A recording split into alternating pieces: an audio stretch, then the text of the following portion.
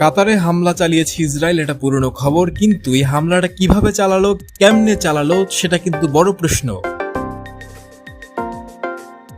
এবার সবচেয়ে বড় প্রশ্নটি উঠছে, কাতার কি তাহলে সরাসরি ইসরায়েলের সঙ্গে যুক্ত হয়ে হামলাটি চালাতে সাহায্য করলো কিনা। কারণ কাতারে সবচেয়ে বড় মার্কিন ঘাঁটি এবং কাতার হচ্ছে মধ্যস্থতাকারী। হামাস এবং ইসরায়েলের যত আলাপ আলোচনা কাতারে বসে হচ্ছে এবং কাতারে বহুদিন ধরেই হামাস নেতারা বসবাস করছেন, এটা একেবারে ওপেন সিক্রেট।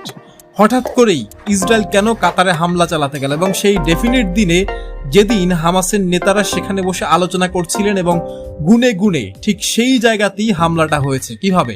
যদি কাতার তথ্য না দেয় কিংবা কাতার যদি মোসাদকে অ্যাক্সেস না দেয়, তবে তো এই হামলা চালানো সম্ভবই নয়।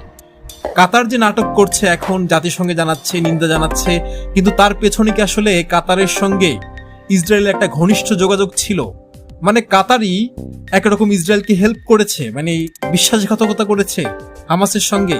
কয়দিন পর কি কাতার সেখান থেকে হামাস নেতাদের তাড়িয়ে দিবে, কিংবা ভবিষ্যতে ওখানে হামলা চালিয়ে হামাস নেতাদের হত্যা করা হবে? সেই প্রশ্ন বারবার ঘুরে ফিরে আসছে। কাতারের বিশ্বাসযোগ্যতা নিয়ে, কাতারের মুসলিম দেশের প্রতি টান নিয়ে, কিংবা ফিলিস্তিনের প্রতি দায়বদ্ধতা নিয়ে প্রশ্ন উঠছে। বরং অনেকেই বলছেন কাতার আসলে ইসরায়েলের পক্ষ নিয়ে আমেরিকার আরো ঘনিষ্ঠ হতে চায়।